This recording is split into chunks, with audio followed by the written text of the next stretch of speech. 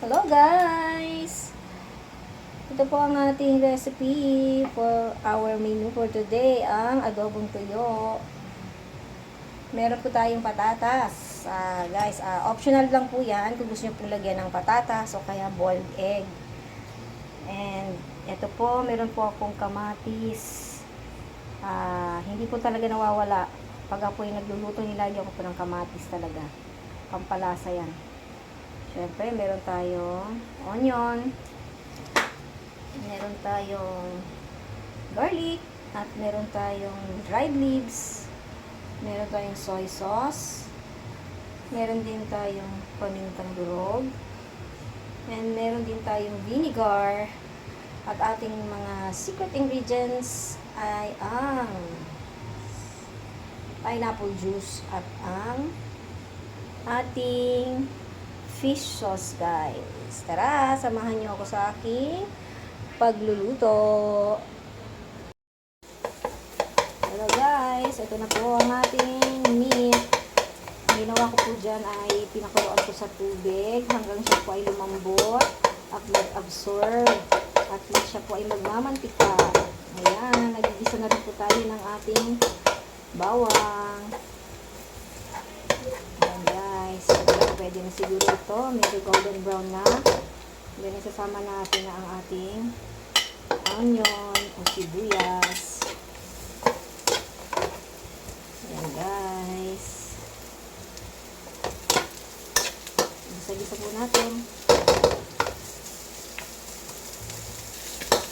Pwede na natin ilagay ulit ang ating ingredients sa kamatis. Kasi pwede na itong luto na itong bawang at sibuyas natin, guys.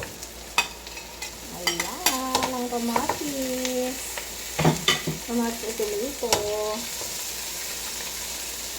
Ayan, bakit po talagang meron itong kamatis sa aking pagluluto. Hindi ko nawawala yan kasi ang ating kamatis ay may benepisyo para sa ating good for the heart. Ang ating kamatis, guys. Ayan. Nakakay po natin luto ng kamatis. Isa-isa lang po natin.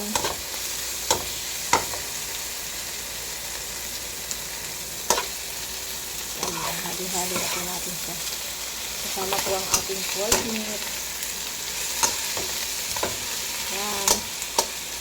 Ayan. Reduce natin ang ating apoy para hindi siya masunog. Ayan, optional lang po. Ang sinasabi ko sa inyo, pwedeng lagyan siya ng patatas o kaya boiled egg. Ayan, guys. Kasi para po sa akin, mas masarap po ang ating nilagyan sa yung adobo na lalagyan natin ng patatas. Pan po muna natin. Okay na, guys. Nag-absorb na yung pineapple juice sa ating pork meat at sa patatas. And then, lagay po natin itong ating paminta, ating dried leaves, at ang ating toyo, mga 3 tablespoon lang po ito ating nilagay. Ayan. Mix po natin, halo-halo po natin, guys. Ating ulam.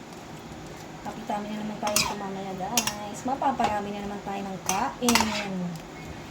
kain ng rice.